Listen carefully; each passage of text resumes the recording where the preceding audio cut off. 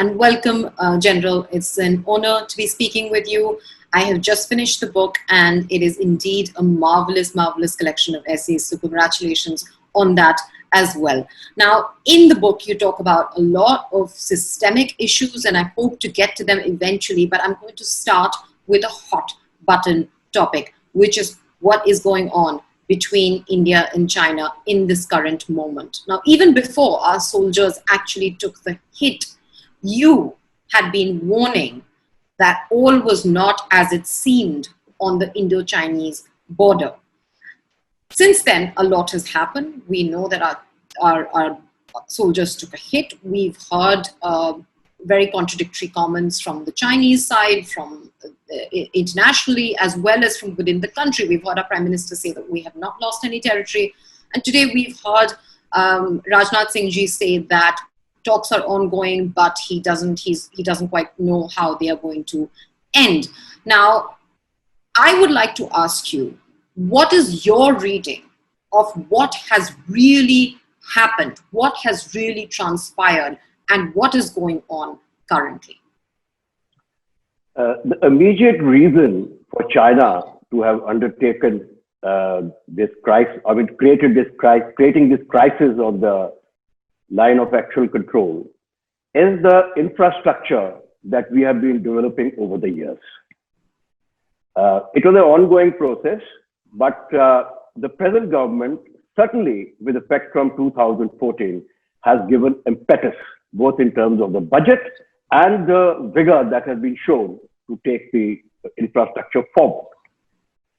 So our infrastructure was now perceived by the Chinese as a threat to the areas which it had occupied or usurped in the 50s and as a result of the 1962 war. This infrastructure of ours, I'll start from the north. Firstly is to the Daulat Beg Oldi sector, which we are all familiar with. We have made a marvelous road starting from Darbuk all the way to the Karakoram Pass. And this road leads to the western approach to Aksai Chin, which the Chinese had occupied by mid-50s. So China is very sensitive. So the western approach, now we have got access to it because we've got a line of communication. Plus, Daulat Beg Oldi, as you're aware, has an airfield. Now, as we come down south, almost close to 100 kilometers from DBO, we have the Galwan River. Now, Galwan River is another direct access to Aksai Chin. The Galwan River Valley, as you go eastwards, takes you 100 kilometers to the east, right into the Aksai Chin area. So this is the second part of the western approach. The third area where we have seen the trouble is Hot Springs and Gogra area. Now, Hot Springs and Gogra area lead on to a pass called the Konkala Pass, and from there we go to Lanakla, which is almost on the eastern fringe of the Aksai Chin. So this is, when we look at it, it is the southern approach to Aksai Chin.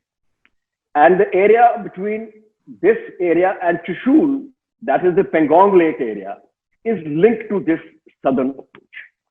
So the Chinese were perceived that in long term, or as their perception is, they always plan long term, is that we are posing a threat to retake our lost territories. And China is extremely sensitive to it because even in 1962, this was one of the major factors because of which China invaded us. Because Pandit Nehru's forward policy, the second part of it, which began in 1961, was actually going forward, and we had come in contact with the Chinese, and we were actually trying to call their bluff. First of all, politicization of an army, when we talk in terms of critical terms, it is when the armed forces identified with the ideology of a particular party. I don't think this has really happened in India. The armed forces do not identify with the ideology of any particular party just as yet. But there's a rider which I'll come to a little later. What has, if I were to give an example, I would say that the PLA is the politicized army. They have got commissars right there, and they are stakeholders in the entire Chinese system, and they follow the same ideology. The Pakistan army, you can say, is a politicized army. It identifies with certain causes, and it's a main player in Pakistan. So it's a highly politicized army. Indian army is not politicized to that extent. Having said this, when the present government came to power with the ideology of the BJP and the mother organization, the RSS, it was part of nationalism, is part of their culture. It is their DNA, and nationalism is linked to military prowess. So what has happened over a period of time is that military has been made part and parcel of every facet of the national life. We have got involved in all kinds of activities which are not necessarily military activities, yoga, building bridges, then now, of course, the displays at the time of COVID, and so on and so forth. The public also, the army also has been put on a pedestal. It's been deified that army can do no wrong. And army is an organ of the state. The line between the army and the state, the government, has got blurred. So if you criticize the army, sort of you are considered as anti-national. You are considered that you are asking a question against the government, and vice versa. If any government defense policy is questioned by anybody, then they straightaway link it back to the armed force. And more so when there's an ongoing insurgency in Jammu and Kashmir, which is a very emotive subject with all of us, and especially whole of Pakistan. So what the end result is that while the army as a whole is not politicized, the hierarchy, because the promotions, etc., of the higher ranks and the appointments are decided by the government, and that means thereby the political government. There is a tendency among a lot of the amongst the hierarchy, I would say a part of the hierarchy, to identify with the government in terms of its ideology. Overall, the army remains apolitical. Also, this compromises the military advice. Well, military advice is supposed to be impartial, and no matter which government is in power, you are supposed to give them the correct advice. And so I feel that it has not. It is the army at the moment is not giving the advice as it should give, because the hierarchy has started bending with location. Nothing much has happened, etc. Until the seriousness of the situation, because China first played along with us and they agreed to disengage after the talks which were held on 22nd of June at the corps commander level. And so that thing was in process, but China was actually leading us on. It was leading us on. And so as we were progressing with this disengagement, that especially in Galwan area, where they also said that they claimed the whole of the Galwan River right up to the confluence with Shok. But there was an incident. How exactly the incident began was that probably we were telling them to disengage and go back to their side of the line of actual patrol. And we had a patrolling point 14 up to which we used to patrol. So there they had set up an observation tower, etc. And they had agreed to pull back a little. Now, let me also clarify that disengagement does not mean that the Chinese are going back. Disengagement just means to avoid a kind of a face-off where incidents can take place. Now, there they first removed their tents that they are going back, then they again picked them up, and when our patrol went under CO of 16 Bihar, we removed their tents. and they were very upset over it. And they again put up the tent. And next time when we again went to persuade them, the incident started on the night of, in the evening of 15th of June. Now, of course, there was a policy that use of firearms must be avoided. The words used in the 93 agreement are the use of firearms must be avoided. However, over a period of time, to avoid escalation of any incident that used to take place earlier, like Depsang, Chumar, even in Doklam, the ITBP in particular had started going without arms on when they were approached such patrols. Now, somewhere, because of orders given by the higher-ups or an understanding of the subordinates, the army also started going unarmed. Now, this, even the 93 agreement of maintaining peace and tranquility on the borders is for normal times, when to avoid normal patrol clashes. Now, by middle of June, it was crystal clear.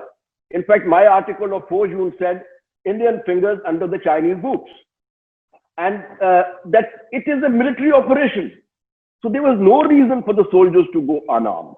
I think it is a lapse on part of the Indian Army. And we will have to, once the inquiry is done, we will probably get to know as to how and why such orders were given, irrespective of the orders. But the Foreign Ministry, Mr. Jaishankar clarified that no, they were armed. So if they were armed, then there is a kind of a norm exists in the Indian Army, which overrides all rules, all regulations, all agreements. That if the lives of soldiers are threatened or your territory is threatened, you can use as much force as you like. So now, but this force was not used. And the Chinese were prepared. They almost had laid an ambush with primitive weapons, but well prepared, clubs with nails, knuckle dusters, and what have you. And of course, our troops also retaliated in a similar manner.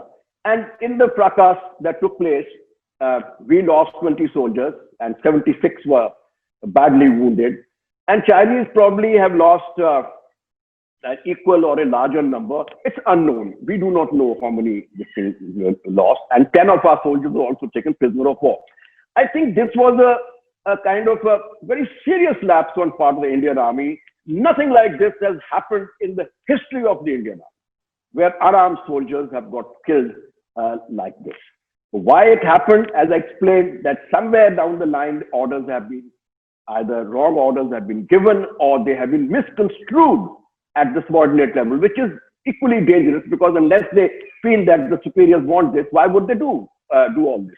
Normally, soldiers do not do any kind of unmilitary actions like this. A normal border management, yes, but not once used. It was crystal clear to us by mid-June that it's a proper military operation. It's no longer a border a kind of an incident. So this is all we know at the moment. I think we should wait for once this is over. Certainly there will be an inquiry. And in my view, heads must roll as to who gave the direction the soldiers should go unarmed and should go with weapons and not use them. And will led to this kind of a fiasco. Final piece of the puzzle, General, is what is going on at this point in time. What is your reading of the talks that are going on? What do you anticipate will be the outcome of it? And what do you think, how do you think moving forward, if we cannot reclaim the territory via talks that we may have lost, then is military action imminent? Or perhaps worse, could we expect war as well?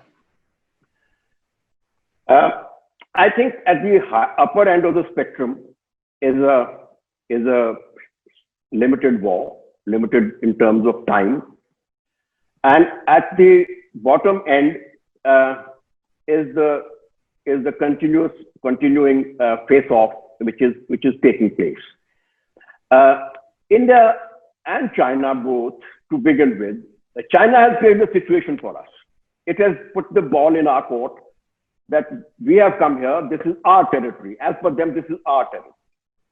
And this also incidentally coincides with their 1959, 7th November 1959 claim line, which some people call it 1960 claim line. So this coincides with that, and which was not what we were where LAC was. LAC was where the troops were on in 93, and so these areas were not were on the other side of the 1959 claim line. Anyway, Chinese claim lines keep shifting. So they put the ball in our court. You want to escalate, escalate. Now, the onus was on us. There's a big differential between the Indian Army's, Indian Armed Forces capabilities and the capabilities of Chinese People's Liberation Army. While it's not 1962, we have come a long, long way. Indian Army is extremely capable. We have created a new country, Bangladesh, and what have you. We have done a lot. And 67, we gave the Chinese a bloody nose at Nathula. But in the meantime, the PLA has gone ahead and is today ahead of us by a mile. So there's a huge differential. Their budget alone is 3 times our military budget, and their economy is 5 to 6 times the Indian economy. And both are interlinked.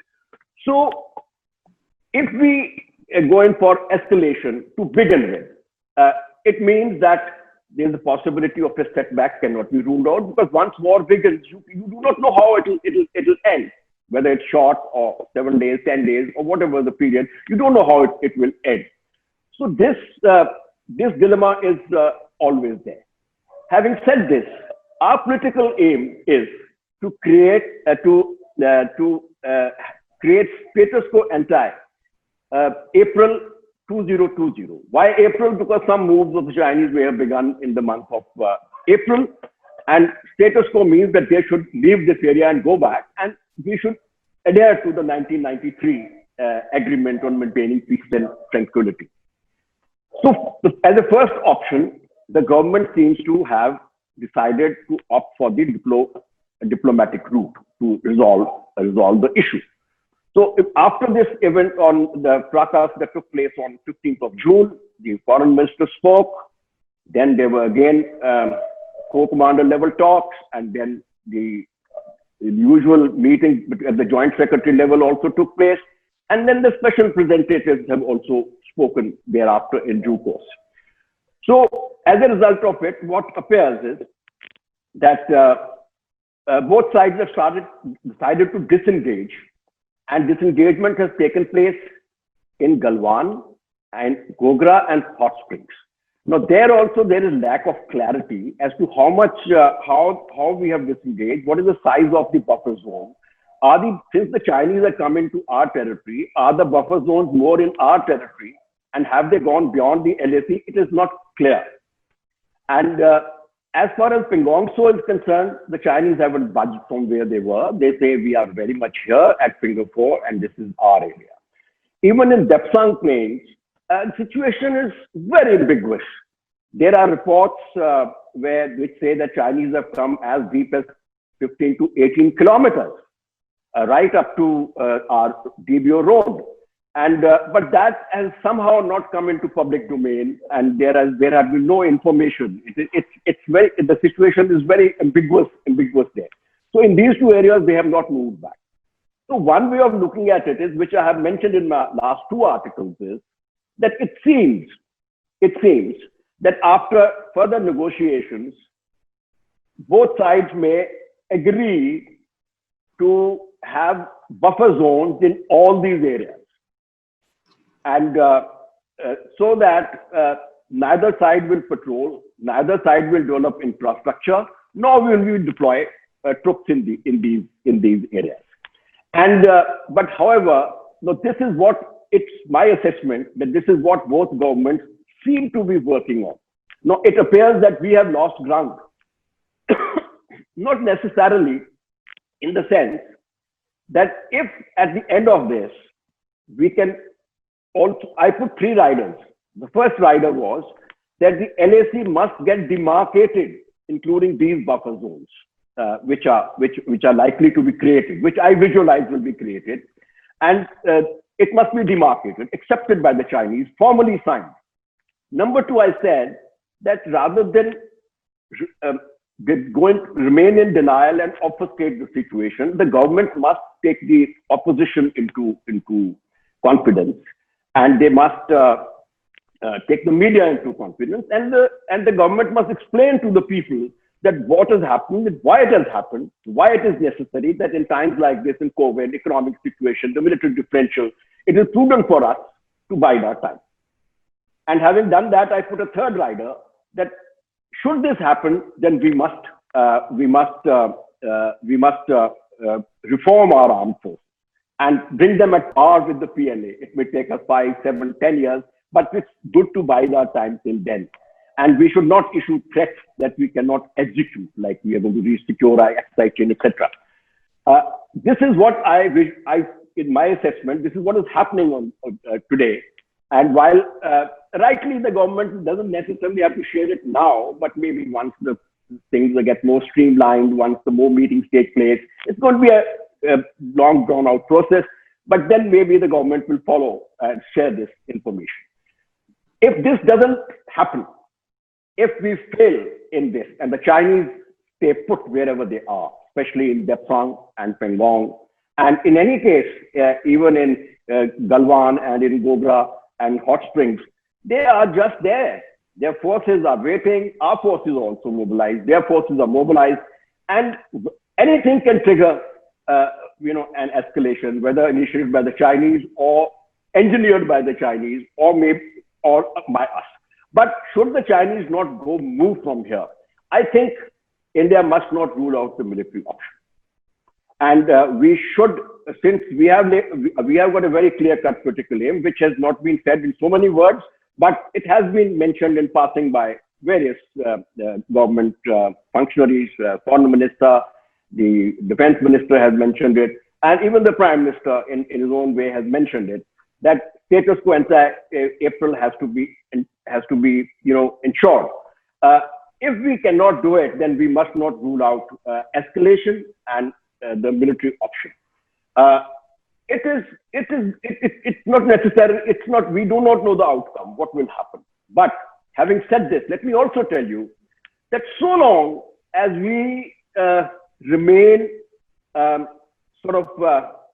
we are familiar with the terrain, and in whatever manner the situation escalates, if the Chinese try to force us, come on us hard through another offensive, I assure you they'll get a bloody nose. But on our part, to try to evict the Chinese will have a lot of risk.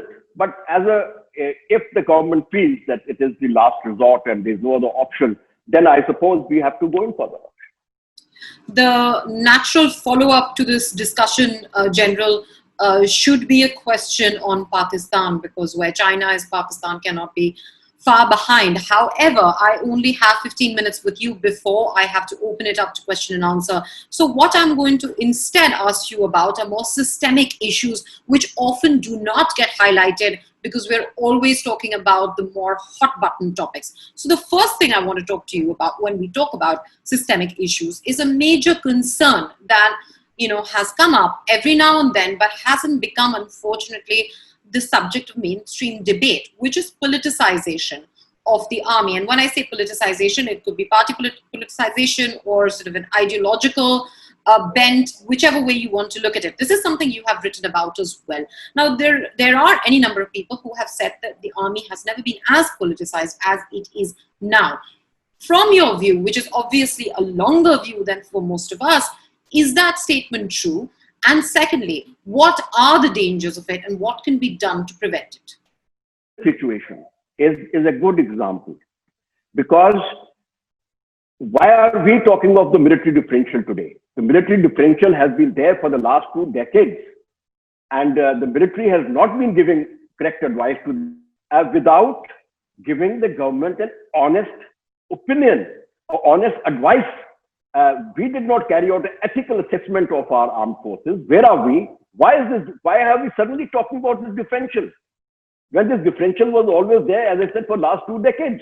So this advice was lacking, and as a result, we are in this situation. No, that makes complete sense. And this brings me to my next question, which is reforms. Now, you mentioned that already earlier when you said that we need to pull our socks up if we are to compete with the PLA. Seriously, you did also say that there have been infrastructural improvements, but from reading your columns, from reading your books, one gathers that they may not be nearly enough.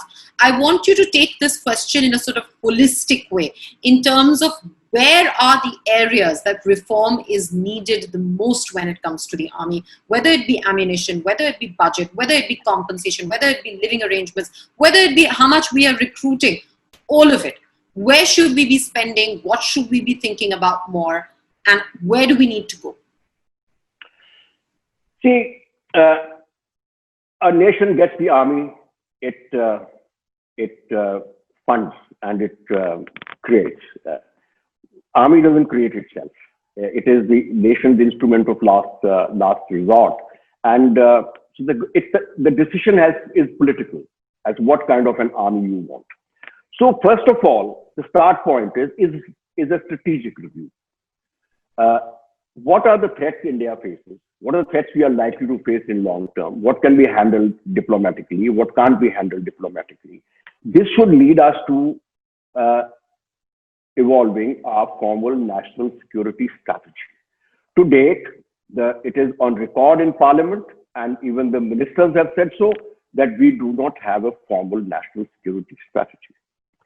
The National Security Advisor, who heads the Defense Planning Group, has been tasked since 2018 to create a formal national security strategy. And it is 2 years gone, and yet there's nothing in sight. Because national security strategy is the start point. It decides what kind of wars we are fighting, what kind of force levels we require, so what kind of armed forces we must have.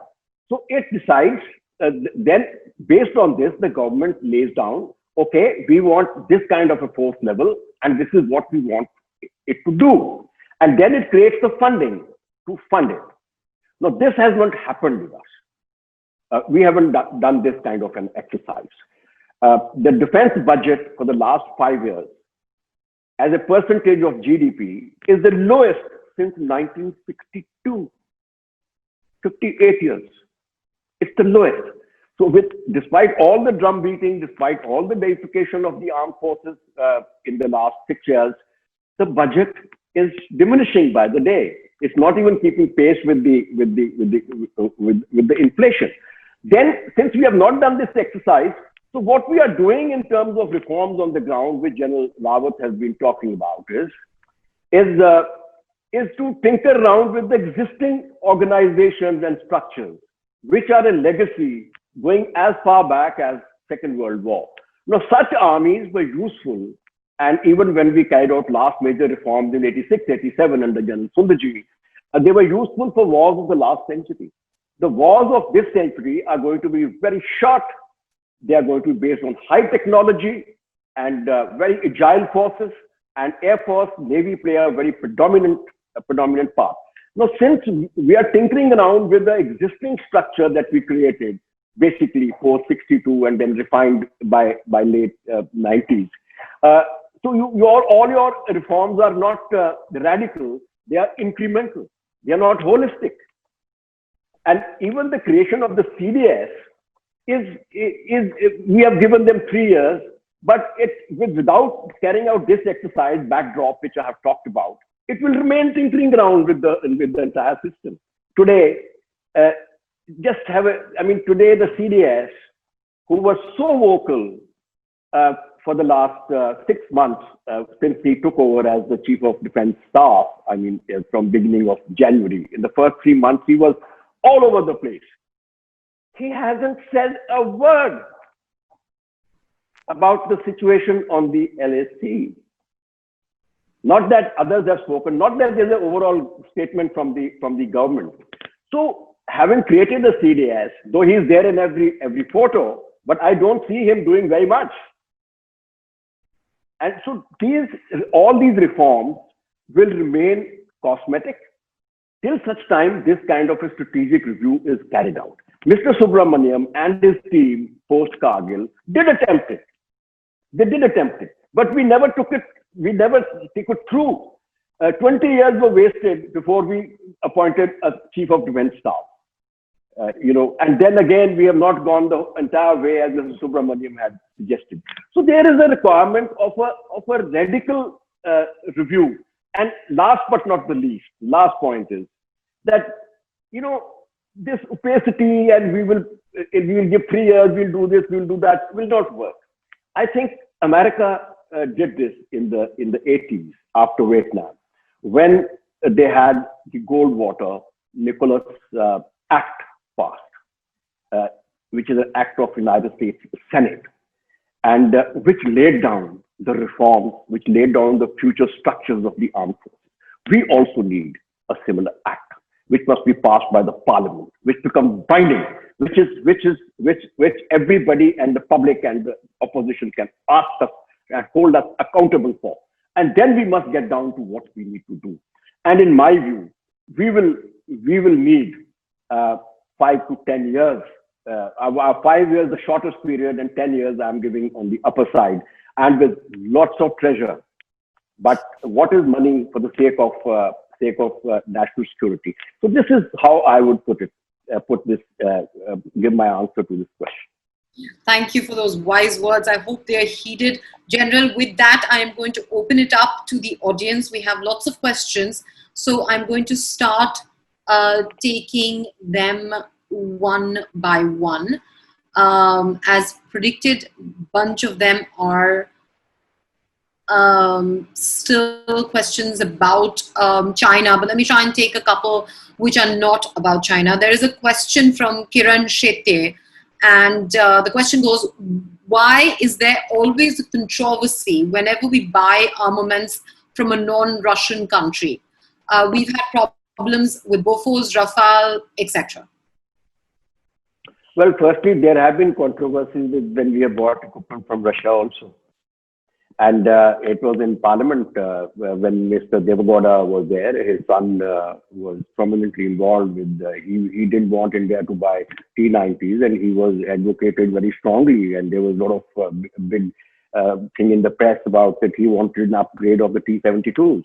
So there have been allegations. See, the money involved is big. Arms are like diamonds, ladies' jewelry. The sky is the limit. You can sell a trinket for any amount of money. So there's a large amount of money, and at some stage, not only some stage, always there in business deals there is always a bit of overheads, cuts, and all. After all, you say, "I have bought stuff from you worth 5,000. Give me something." So the shopkeeper throws in some mirchi or something, or whatever he has to give you. Something like this has been omnipresent. After all, there was the Jeep scandal that in Krishna Men's time, when we bought Jeeps and homemade Jeeps from Hindras and all. So there was a scandal then. So this has always been there. But beginning with Bofors, it got a bigger dimension because the deal was very big, and the money. It was then finally handled at the political level, and as we see that there was a very strong case. The government fell because of that, or it lost the next election because of it was alleged that the money has been taken by the politicians, and they said, okay, well, politicians give a justification internally that we are doing it for the party, not for individuals. Well, both go hand in glove, and when when the party gets enriched, the people who handle the party, they also are enriched. So that was the start point. And thereafter, it's been happening. And even before that, it used to happen, but that was a benchmark.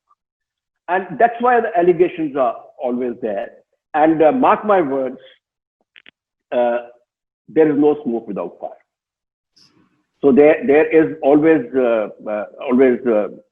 something or the other that's happening behind the arms deal, and it will continue to happen. It's not only here; it happens the world over.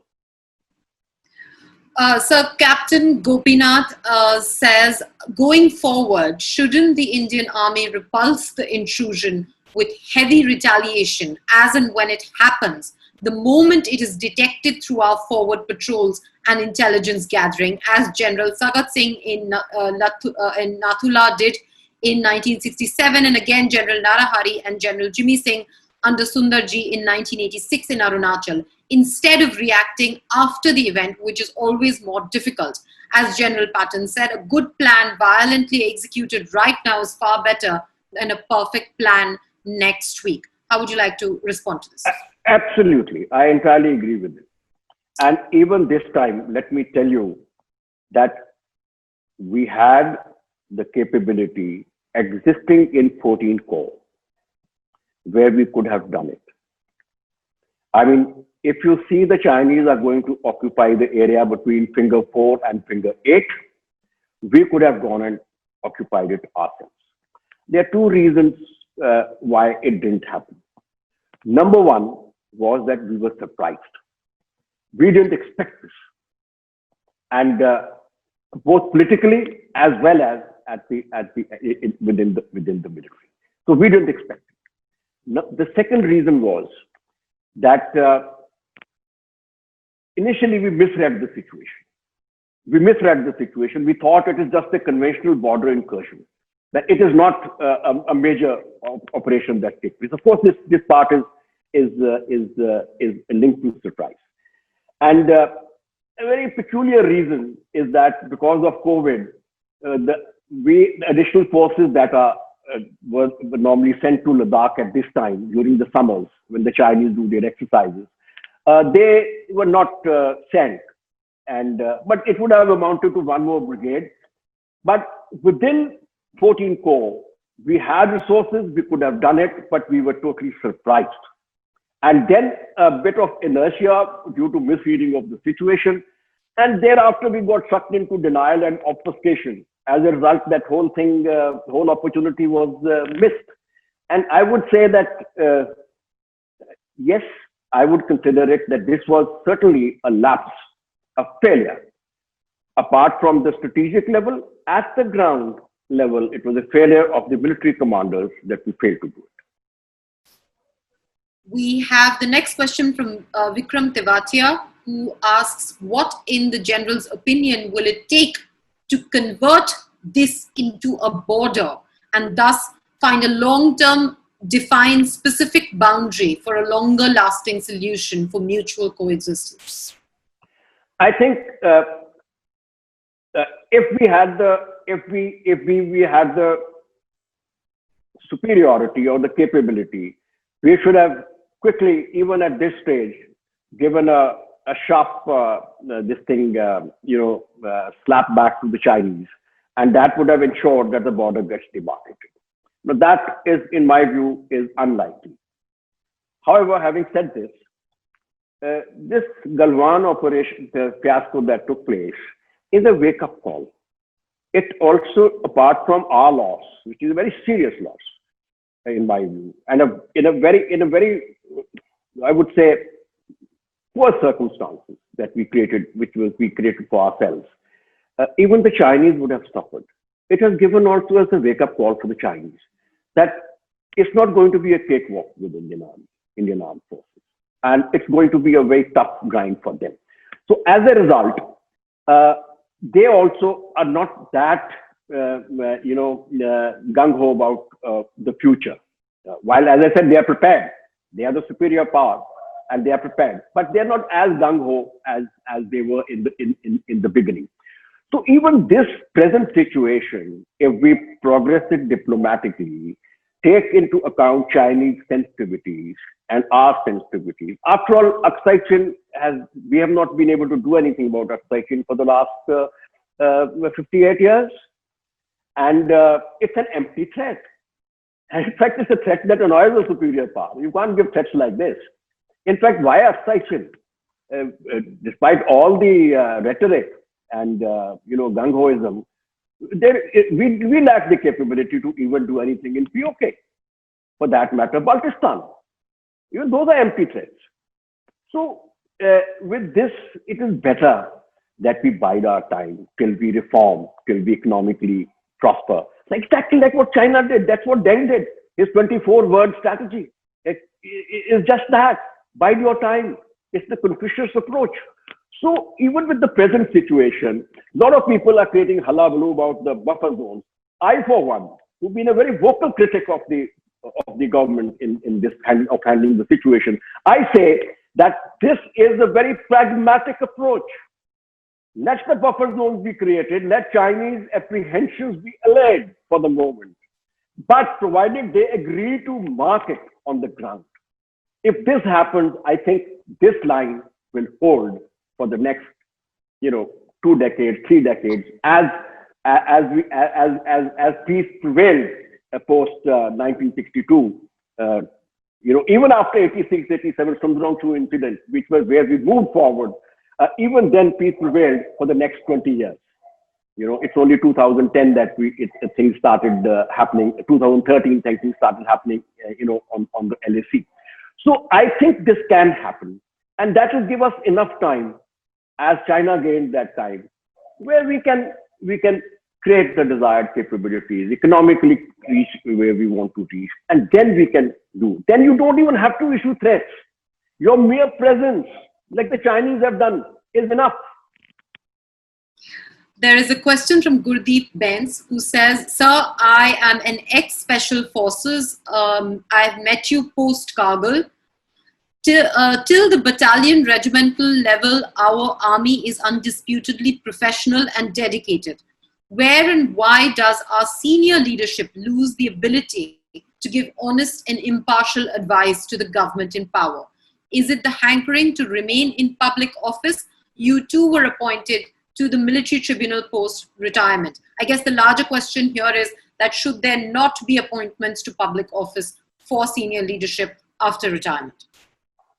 Okay, I'll answer this question. Firstly, I only partially agree with his view of the office of Special Forces.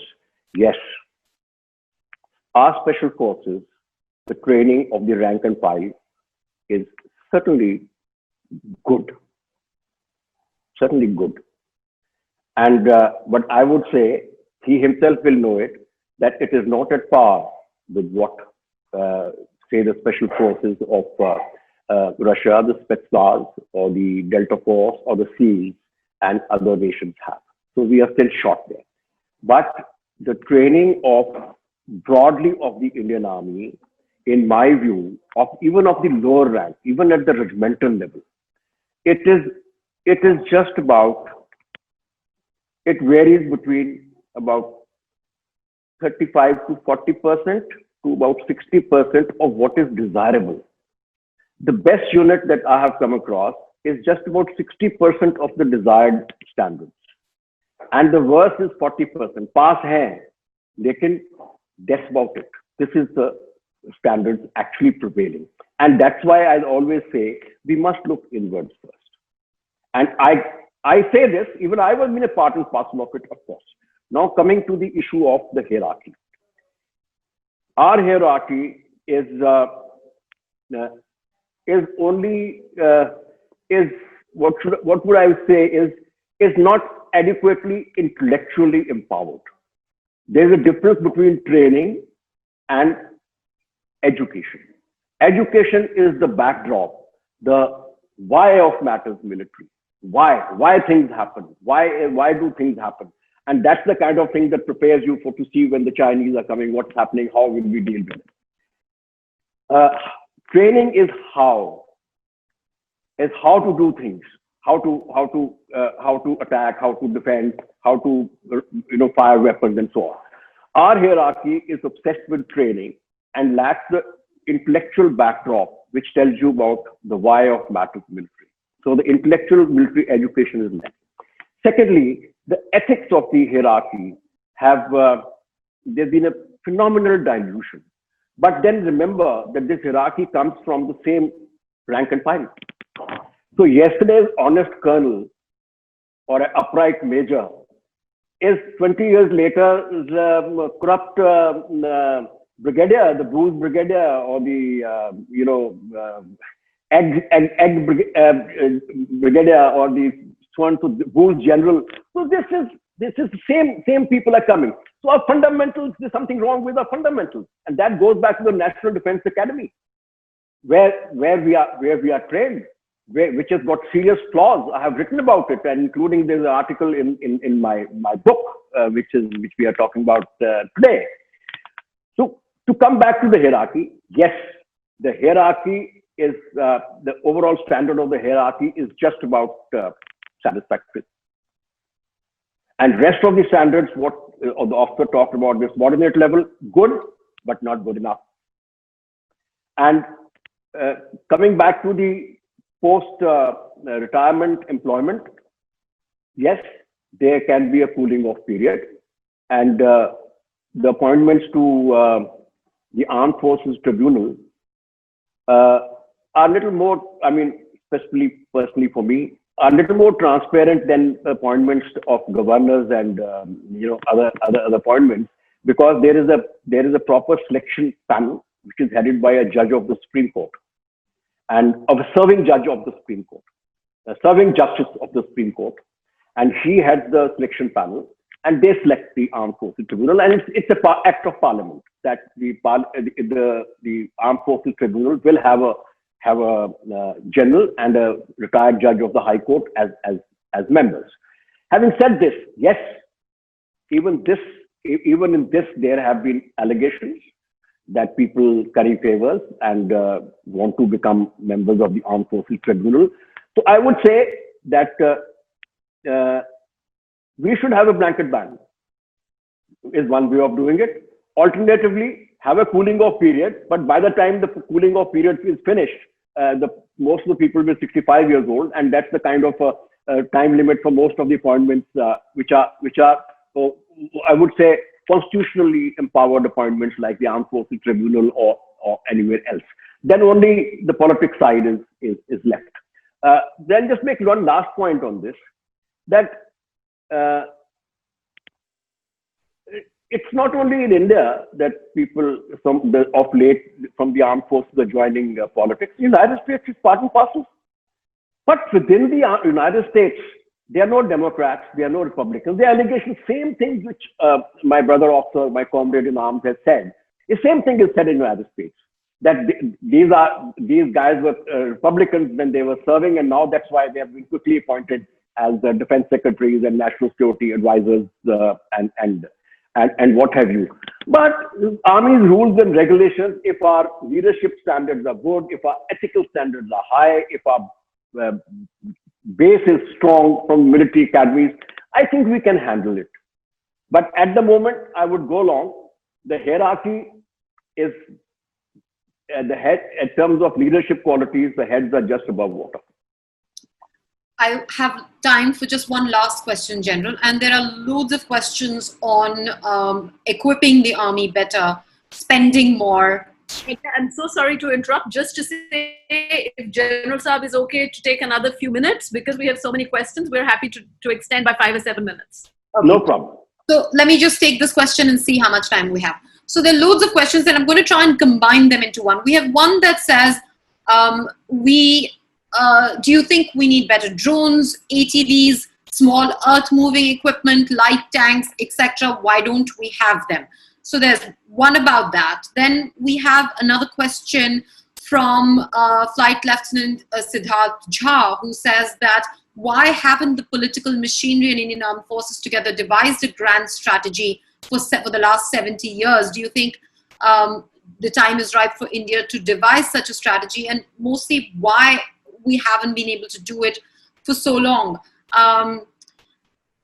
We also have a question from Vikram Dhillon, who says, do you think that the reason why defense planning, defense expenditure, strategy is never taken seriously is because politicians don't have a clue about how security of a nation needs to be done?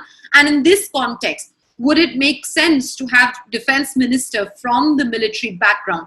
I'm going to extend this question and ask you, what do you feel about the political participation of retired army personnel? You yourself have stood for elections, and of course, I mean, Karyappa himself had stood for elections, and several others have. What are your views on that?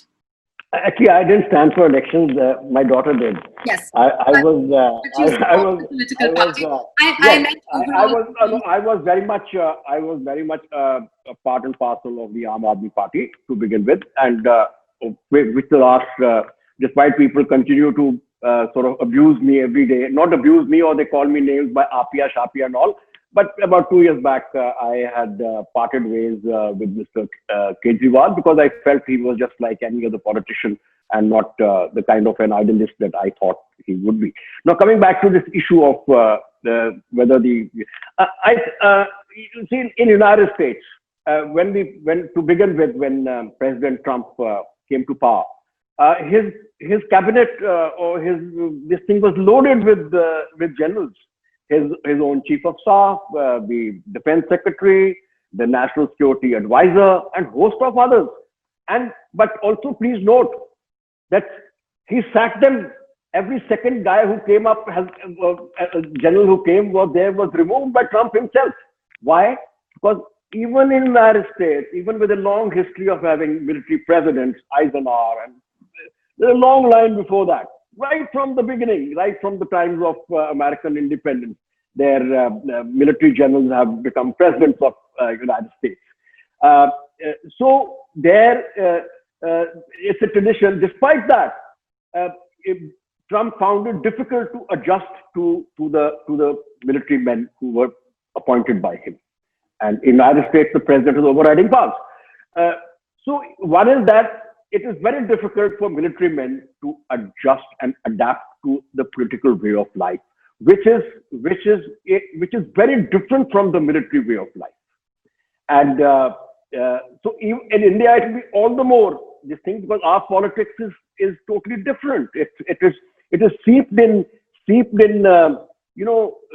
all the party workers. Everybody has to be accommodated, and it's a kind of the cake is limited, and corruption is rampant, and parties are controlled, very hierarchically controlled. It militates against everything that the military has. Having said this, having sort of given this backdrop, I would say that the way out is little different. The way out would be that you appoint selected number of retired officers as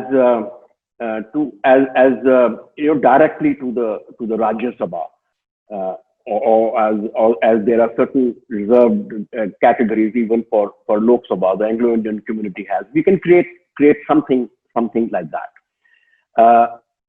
I would not. It is not necessary that the defense minister, if he's an army guy, will do a better job.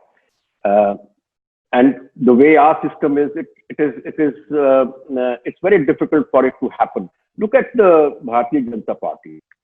It has got a former chief of army staff who he's a junior minister. He's a minister of state. And in the previous government, Mr. Modi's first government, he was overshadowed by his former junior Colonel Rajavardhan Daford, who was more vocal and more seen outside than General VK Singh himself.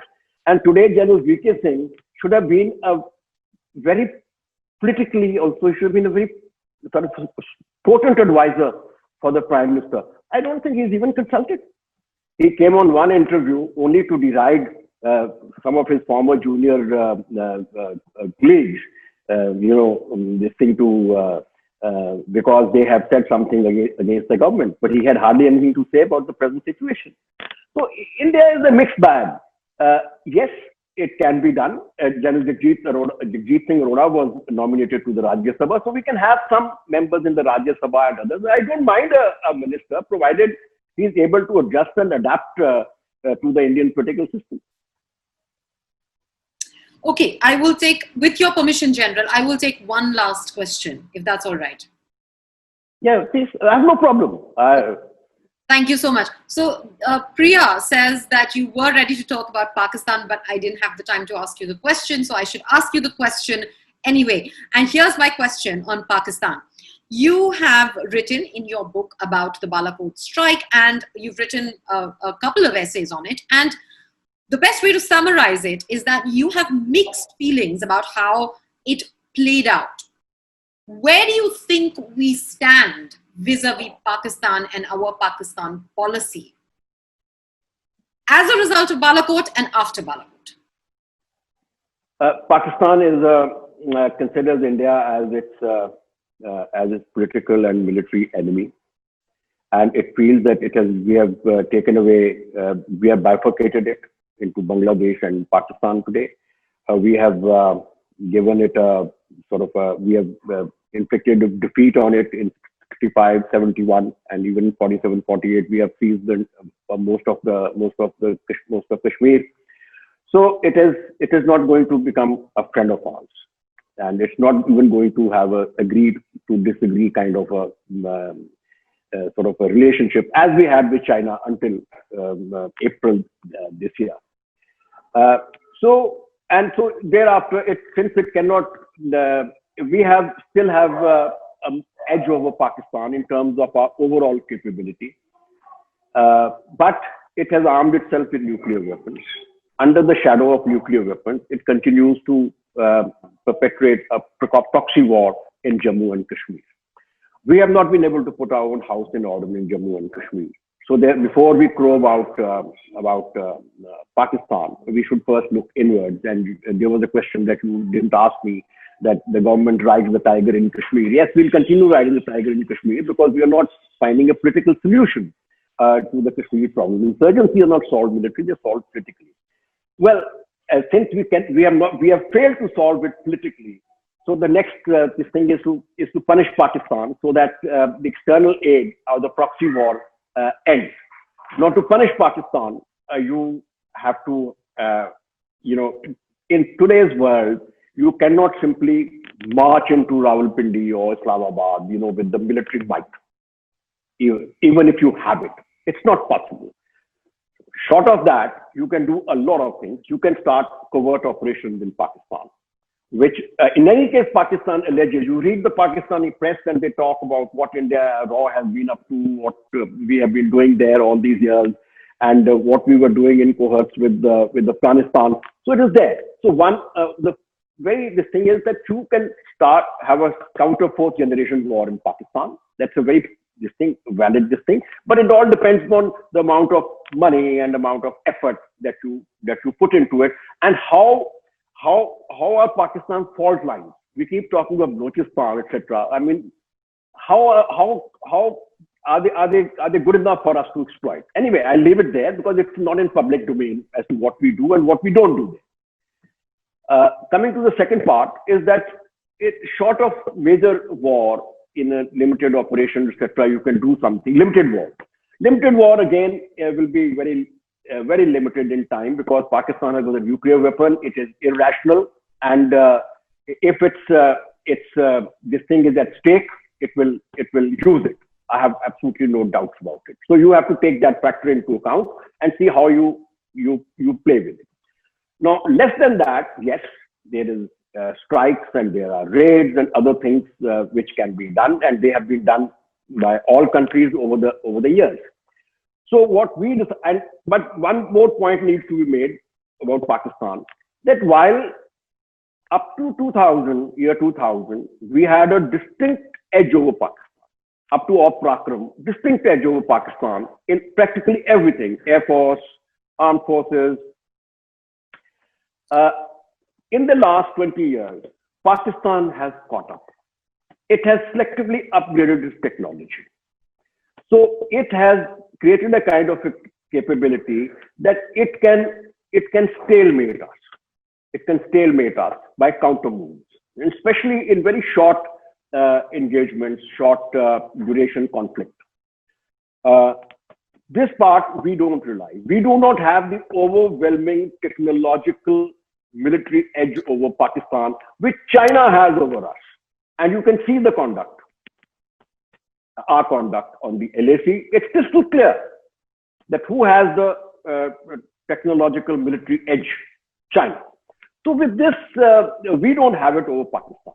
Now let's come to Balakot. So Now, since we decided to punish Pakistan for 45 men that were killed internally, of course, in Kashmir by Pakistan proxy terrorists. So we went in. It was a benchmark decision by the Modi government that we had earlier done certain things, but a much smaller scale, trans-border raids and so on and so forth. But as with air power, it was definitely a first. Then we crossed not only the boundaries of Pakistan-occupied Kashmir, we also went across the international boundary because where this terrorist camp was located, and we did the strike. I think the very fact that we did it and we cautioned Pakistan was good enough. That aim had been achieved. The rest was a matter of speculation, how many people killed or not killed. But one thing I can tell you, that when you do a operation of this kind, it must be very credible. To date, we are still struggling how to prove that those 3 holes that you see on the roof are of those bombs only, or whether the vent came in from the window and came out from here or there. I mean, when you do an operation of this nature, either the building is there or it's not there. It should have been flattened. We are saying we were saving collateral damage. Collateral damage of what? Of other terrorists living around there? The place is isolated on top of a hill. And what would we try to, which population would we try to save there? We should have flattened the place. Anyway, I'll leave it at that. But the mere act of crossing international boundary was a warning to Pakistan that more will happen, more will come. But what happened next day is exactly what I talked about earlier, that Pakistan has created the capability to stalemate us. It laid an ambush for us. It did a mock raid into our territory. A mock raid. I repeat, that's my assessment. When they came, we say that, oh, they were inaccurate, they threw bombs in field. That was a mock raid. It was a bait. The main force of the Pakistan was lying in ambush over the line of control or other side. And when we responded, and lo and behold, we don't respond with SUs, but the spearheaded by the MiG-21, which some people said that it is, of course, upgraded and par with the F-16. But others have also said that the F-16 missiles were outranging the Su-30s. And the Su-30 radars were getting jammed by Pakistan's superior electronic countermeasures. So as a result, we take the bait, our MiG comes down. Of course, the MiG has also shot down an F-16, but it's who had the pilot. So at the end of 2 days or 90 hours of conflict, as I called it, till such time our pilot came back at Wagah border, ended in a stalemate. Pakistan has not stopped what it's doing in the valley. In fact, it stepped up the insurgency after that. So if you want to punish Pakistan, then please sit down and on the drawing board, carry out a strategic review, which I talked about overall, create the overwhelming technological military edge over Pakistan. Then it will rimp up. Having said this, if you catch up with China, come at par with PLA, Pakistan will automatically come, will come under the envelope. So I think I'll leave it at that. Thank you so much, General. We had a couple more questions, but I'm sorry, guys, we couldn't take all of them. But I sincerely urge you, and I'm not saying this just because the General is sitting here, to read his absolutely excellent book. And if you think it's all serious, it's not. It has some really fun anecdotes as well. And I guarantee you, whatever questions you have will be answered. Thank you for listening to us, and thank you for talking to us, General. Thank you so much. Well, thank you very much for inviting me to the Algebra. And I look forward to more interaction with you all in future. And so then I'm sure we can have longer sessions. Oh, certainly. We will have you back for sure. Over to you, Pat.